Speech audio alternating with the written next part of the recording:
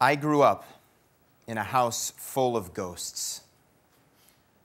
The spirits were not formless apparitions floating from room to room, but strong images and elegantly framed photographs tethered firmly to the dining room wall by history and memory as much as by wire and hook. They did not haunt me. Because of their vast distance from my life, they were my father's parents, not in any sense my grandparents. They were flesh, but not blood. All of that began to change as I stood in the kitchen of my Florida home, leafing through the letters of my grandparents. I had never asked my father about his parents. My mother had warned me not to open old wounds. As the rising tide of anti-Semitism closed in on the Schonwald family, the first priority was to save the children. My father managed somehow to get out of Germany in 1939, coming to the United States and to Lincoln. This began a correspondence of letters you are about to hear, from my grandparents to my father. My father is silent. My dear son, we never expected anything different than you having a tough time at first, but you mustn't lose faith. Things will look up soon. When you finally do find something with room for advancement, you will be doubly satisfied.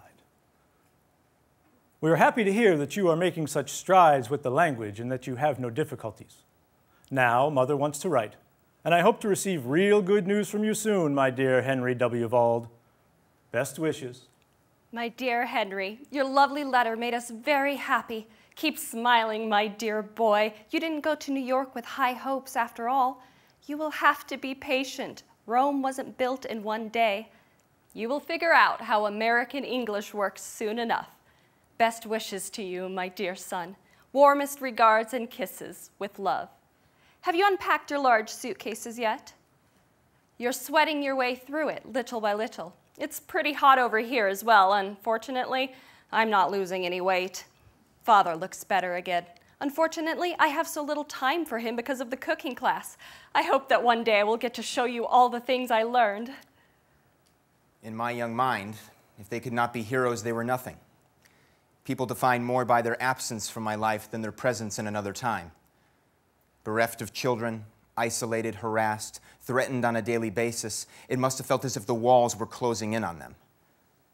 I pictured them sinking into torpor, surrendering to their ordained fate as Holocaust victims. In my class, we made real American sandwiches, but one needs to eat at least 2 to get full. If you ever find recipes in the newspaper or advertisements with recipes that you could send with one of your letters, I would be very grateful. Where is the photo of you? Are you keeping your brush and comb clean, or do I have to come and check up on you? You look all Americanized, but you seem a little too sad, like when you were a little boy. Your mother is very proud of her American. Continue on your path. It is the correct one for getting ahead. If you do experience a disappointment nonetheless, don't give up. Something will turn up soon. The very best wishes for 1940. You are a Sunday child, and I am absolutely certain that you will continue to have luck. I'm so sorry that you've had to go through so much. I know your nature and can imagine how this would affect you. In my Holocaust-decimated household, I read the letters, and that moment of contact across the generations counted as a family reunion. With a brief message intended only to cheer up her son, Regina had dispelled my notion that Curt and Regina had given up on life as the Nazi regime pressed down on them. As the full set of letters revealed, Curt and Regina did not stop living even as their world turned upside down.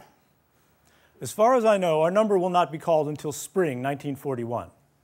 I don't want to pressure you in any way for us to come and join you, but I have to assume that it will be too late already for us to come over there if we wait until our number is called. That's why I'm asking you to get everything in order as soon as possible. We often talk about the time when we're all reunited again and are weaving interesting dreams about it. My dear son, don't worry about our future. Both Father and I are in such good shape health-wise that we can surely still earn some money. I'm not too worried about such things.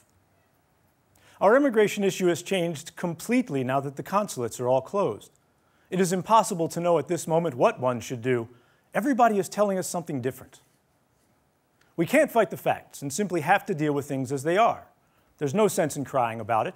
After all that we've been through and everything we've overcome, we can also get through whatever comes our way with the hope that in the future there is the possibility for us to be united.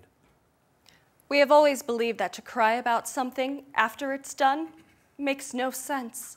We are grateful that you've gotten on so well over there and that you are doing fine. We have our hope for a reunion, and that's a nice feeling too. For almost 2 years, they explored every potential lifeline, no matter how remote it seemed. The Schonwalds concentrated on obtaining visas to join their son in the United States, and thus entered a labyrinthian American immigration process made even more feckless by the war. They became subject to a world where something as trivial as a delay in mailing a package or a misplaced signature could set the process back months or years. I already struggled with my bad conscience that you would find yourself in deep financial troubles in order to help us. I'm completely convinced that you've done everything, and it's sad that no success could be achieved. Now, my dear son, we will keep our chins high, and we will wait to see what comes our way. Please don't feel bad about any failures so far. Someday, everything will work out. Don't be sad you weren't able to come up with what you needed. We are convinced that you did your best, and we'll have to wait and see, as many others are doing as well. We still have hope and the joy that you are doing well. We are healthy, which is the most important thing. Now, my dear, don't get discouraged. With time comes new opportunities. You've worked really hard and made it happen for us. However, it's still not sure whether we'll be able to get over there. We can't tell you the ship's name and destination yet because I still have to work with these other formalities first. I'll let you know as soon as I can. I'm glad to hear that you're staying in Lincoln. I think it is best for you and for us at the moment. Once again, thank you very much for all of your great sacrifices. They never boarded a ship. On June 19, 1941, the Reich closed American consular offices in Germany. With that decision, Curt and Regina dispelled any notion that they would get the necessary visas quickly. On November 22, 1941, Curt wrote with the good news. Thanks to Heinz's hard work, they had secured immigration authorization to join their son in the United States. A worried Heinz could now finally relax and accept his father's heartfelt thanks for all of his sacrifices. It looked as though the story would have a happy ending.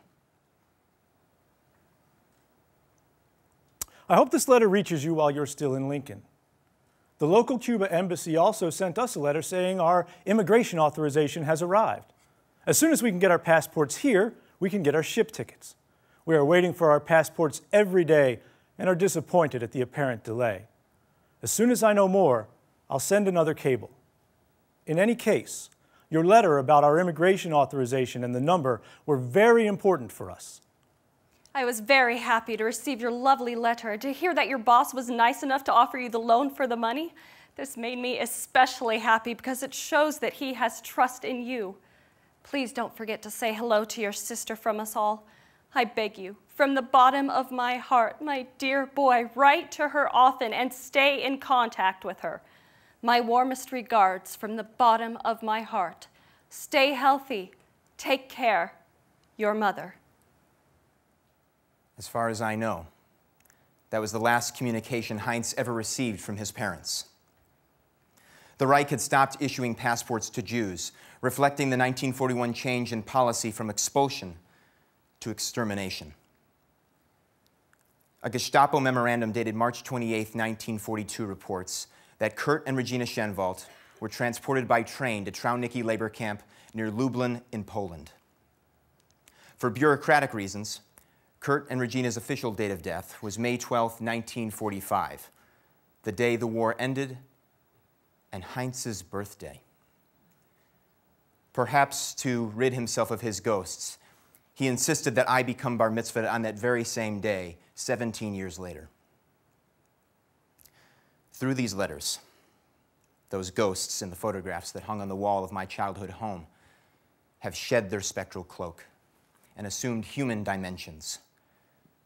Curt and Regina have reached out to me across time, space, and memory.